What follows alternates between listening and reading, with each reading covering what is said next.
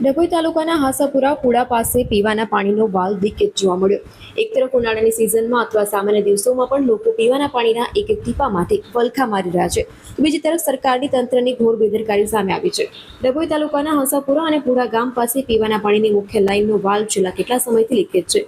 આ કારણે રોજનું હજારો ગેલન ચોખ્ખું પીવાનું પાણી નજીકના પોતરો અને ગટરોમાં વહી જઈને વેડફાઈ રહ્યું છે. અધિકારીઓની નિષ્કાળજી, જનતા પરેશાન. સ્થાનિકોના જણાવ્યા અનુસાર પાણી પુરવઠા વિભાગના અધિકારીઓની ઘોર નિષ્કાળજીના કારણે આ ગંભીર પરિસ્થિતિ ઊભી થઈ છે. ચોખ્ખું અને ફિલ્ટર થયેલું પીવાનું પાણી રસ્તા પર અને કોતરોમાં વહી રહ્યું છે, જેનાથી માત્ર પાણીનો જ બગાડ થઈ રહ્યો છે. સ્થાનિક રહીશોમાં આક્રોશ છે કે ડભોઈ તાલુકામાં પાણીની પાઇપલાઇનો કે વાલ્વ લીકેજ થવાની આ કોઈ પહેલી ઘટના નથી. અવારનવાર આવી ઘટનાઓ સામે આવતી હોય છે.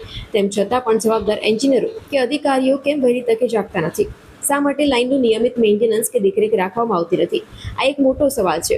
વહેલી તકે રિપેરિંગ કરવાની લોક માંગ ઉઠવા પામી છે. જો આ લીકેજ થયેલા વાલ્વનું વહેલી તકે રિપેરિંગ કાર્ય કરવામાં આવે તો રોજનું હજારો લીટર ચોખ્ખું પાણી વેડફાતું અટકી શકે છે.